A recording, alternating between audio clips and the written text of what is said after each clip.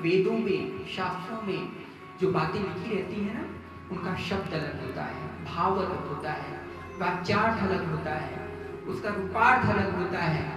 मतलब बोल कुछ रहे हैं और कह कुछ रहे हैं, हो कुछ रहा है।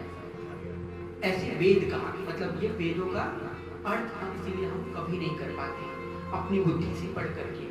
फिर जब हम अपनी बुद्धि से नहीं पढ़ पाते हैं तो क्या बोलते हैं, वेद खराब है, अरे सब बकवास चीजें, इसमें तो ऐसे लिखा हुआ है, इसमें वैसे लिखा हुआ है। क्यों? क्योंकि हम उसे अपनी बुद्धि से पढ़ते हैं। तो इसलिए अगर हम डायरेक्ट वेदों को पढ़ें, वेद का अर्थ क्या होता है? वेद का अर्थ होता है विद्य, वह विद्या जो उसको विद्य कराए, वेद्य करवाए, मतलब जो भगवान को हमारे ज्ञान करवाए, उसे वेद बोला जाता है।